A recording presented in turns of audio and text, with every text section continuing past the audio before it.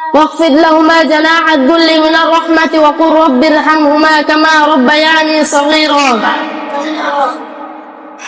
আমরা জানি পিতামাতার কাছে আমরা সবসময় ঋণী, এই ঋণ শোধ করা সম্ভব নয়। সন্তানের প্রতি পিতামাতার অনুগ্রহ এতটাই যে সন্তান চাইলেও সারা জীবনে সেটা পরিশোধ করতে পারবে না। তবে আল্লাহ তাআলা পিতামাতার প্রতি সন্তানের কিছু কর্তব্য বলে দিয়েছেন, যেগুলোর মাধ্যমে পিতামাতার হক কিছুটা হলেও আদায় হয়।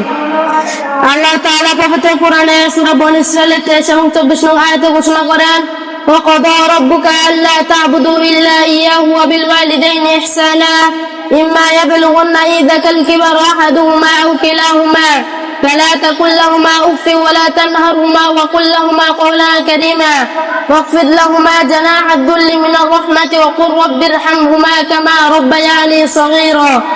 আর তোমার প্রতিপালক নির্দেশ দিয়েছেন যে তার ছাড়া অন্য কারো ইবাদত করো না এবং পিতামাতার সাথে সদ্ব্যবহার করো।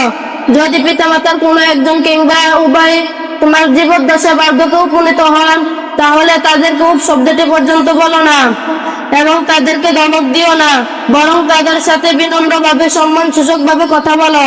আর তাদের প্রতি ভক্তি শ্রদ্ধা মমতাপূর্ণ আচরণের সাথে তাদের সামনে নিজেকে বিনয়নত করো।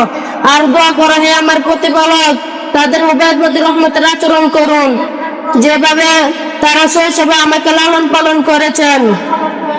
আব্দুল্লাহ বিন আব্বাস রাদিয়াল্লাহু তাআলা আনহু হতে বর্ণিত, হুজুর আকরাম সাল্লাল্লাহু আলাইহি ওয়াসাল্লাম ঘোষণা করেন যে নেককার ছেলে তার পিতামাতার প্রতি রহমত ও আন্তরিকতার দৃষ্টিতে একবার তাকাবে, আল্লাহ তাআলা প্রত্যেক দৃষ্টির বিনিময়ে তার জন্য একটি মাবরুর হজ সওয়াব লিপিবদ্ধ করবেন।